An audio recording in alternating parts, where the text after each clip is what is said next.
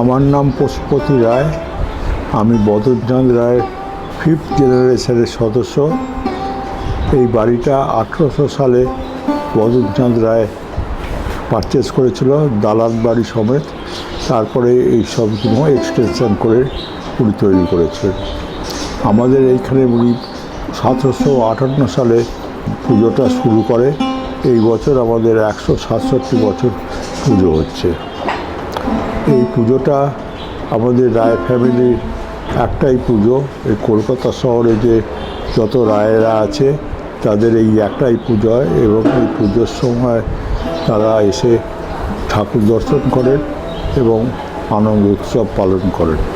আমাদের এক বছর 1946 সালে ঠাকুর প্রতিষ্ঠা, হিন্দু মুসলমানের রাইটের সময় এই ঠাকুর ভেঙে গেছিলো। তখন আমার এক কাকার বাড়িতে পুজো হয়েছিল। 1947 সালে যখন স্বাধীনতা পাই, সেই সময় পুলিশ কমিশনার ছিলেন সত্যব্রত মুখার্জি। উনি বলেছেন যে আপনারা স্বাধীনতা পেয়েছেন, এবং এই স্বাধীনতাতেই কুরুতলা থেকে যে সমস্ত বাঙালিরা চলে গেছে তাদেরকে আনাবার চেষ্টার জন্য আপনাদেরকে এই বাড়িতে পুজো করতে হবে। সেই 1947 সাল থেকে আবার এই পুজো আমাদের চলছে, এবং আমাদের যত কলকাতা শহরেতে আত্মীয় স্বজন আছে তাদেরকে আমরা ইনভাইট করি।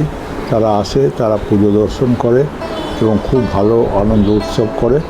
তো এইটাই আমাদের মস্ত বড় আর আমরা গত বছর মনেজি বাড়ির পুজো থেকে অনেক পুরস্কার পেয়েছি।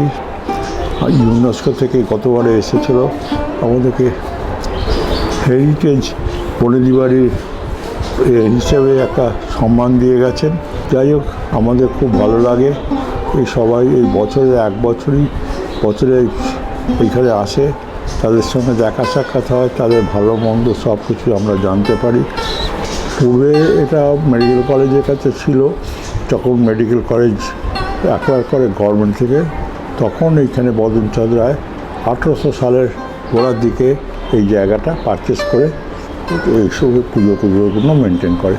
এবং আমাদের ওই মেডিকেল কলেজের বাড়িটা যখন ছিল, তখন বদনচাঁদ রায়ের যে পিতা ছিলেন মদন মোহন রায়, উনি 25 বছর পুজো করেছিলেন।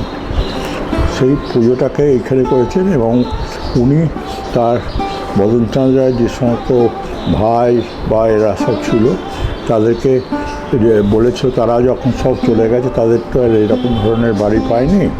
সেই জন্য বলছেন আমার এই দালান বাড়িতে এই দুর্গা পুজো আমি করছি, তোমরা সবাই এসে পুজো দেখবে। এবং সেই জিনিসটার ওনার ভার্সানটা মানে কথাটা আমরা এখনও পর্যন্ত কন্টিনিউ করছি। এবং আমাদের যত রায় ফ্যামিলি আছে, আমরা সুবর্ণবনে রায় ফ্যামিলি আছে, তাদেরকে আমরা আমন্ত্রণ করি এবং তারা এসে পুজোটা এনজয় করে। এই হচ্ছে ব্যাপার।